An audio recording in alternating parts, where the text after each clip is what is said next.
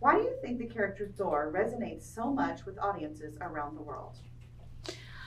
I think Thor, I mean, I guess I only learned this recently that Thor has the most standalone movies of anyone in the Marvel Cinematic Universe, which means he really connects with audiences. And I think he connects with audiences because he's the kind of guy you want to be, but he's also a kind of guy that feels relatable in some weird way. I mean, when we first met him early on, he was sort of this fish out of water, which I think we all can feel as humans.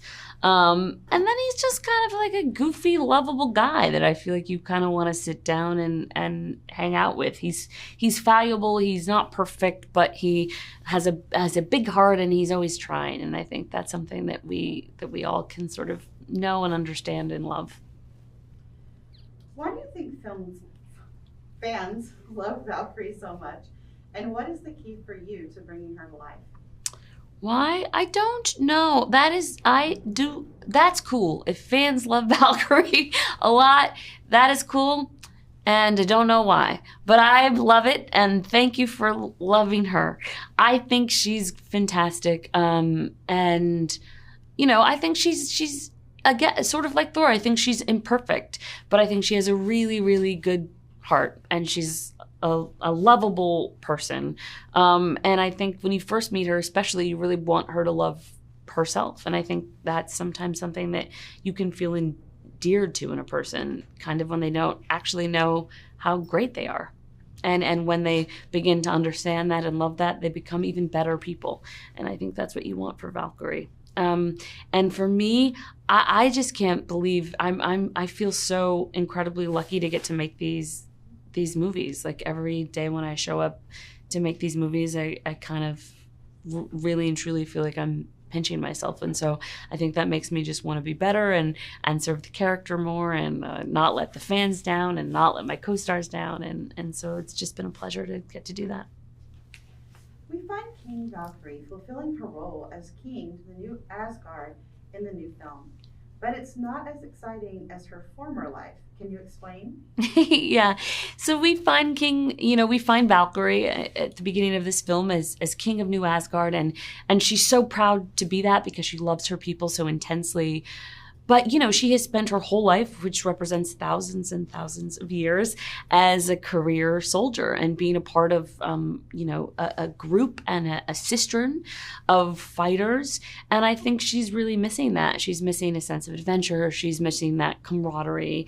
And what is exciting is she kind of finds that again in the adventure of Thor, Love and Thunder, and the bad guy that they have to beat in Gorr the God Butcher. But she also finds sisterhood in Mighty Thor, and that's really satisfying. And I think you get to see her really figure out the kind of king that she wants to be, and I really think that she's a great king.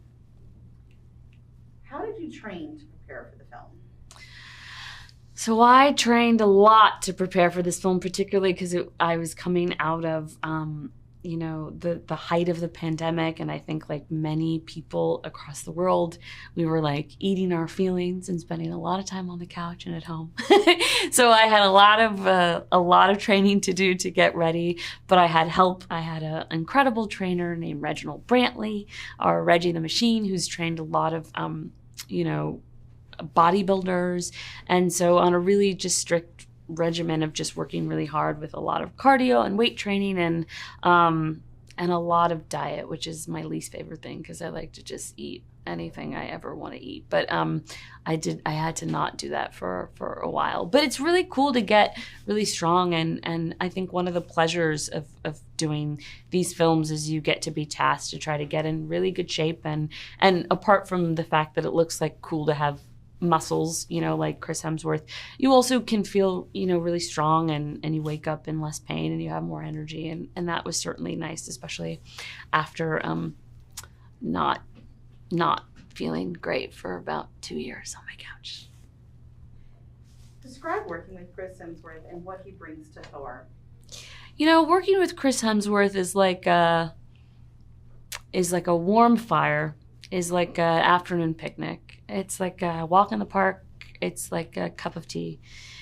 It's like, no, I don't know. I love Chris. I really like Chris. I love working with Chris. Chris and I like to make fun of each other. We like to make each other laugh. Our families are bonded now. Our parents like each other. I think we'll just merge the Thompsons and the Hemsworth, the Hems-Tomps, the Thompsworths, I think is what we're aiming for. I love his wife. I love his children. He has donkeys. I like them too. And I just want to hang on his cape, you know, both literally and figuratively, because look, he's so cool. What is it like working with director Taika Waititi? Working with director Taika Waititi is like a tightrope. It's like Russian roulette.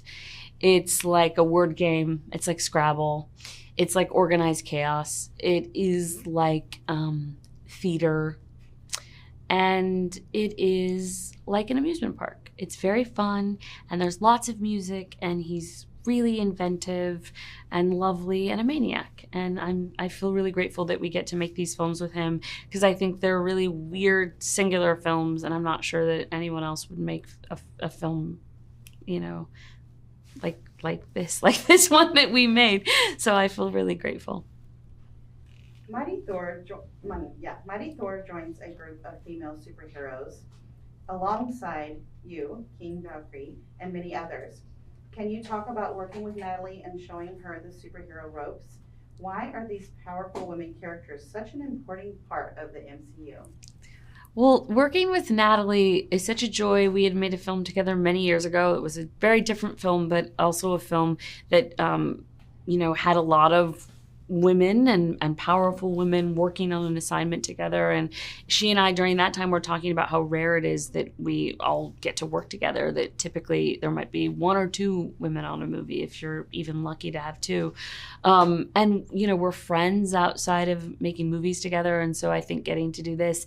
And funnily, when we made that movie together many years ago, I was about to come and do Thor Ragnarok, and so I was training for that, and I was asking her, well, what's it like working on Marvel movies? Like, do you have any tips? And she was like, yeah, but I don't know, I was never a superhero. And so then for her to come in and now be a superhero, and she's like, got any tips? And I'm like, this is so funny. It's like it felt like we really came full circle, and also to get to like be in the gym together and getting strong together and getting to make this film is really such a dream come true. And it was so fun to get to watch her inhabit the spirit of Mighty Thor.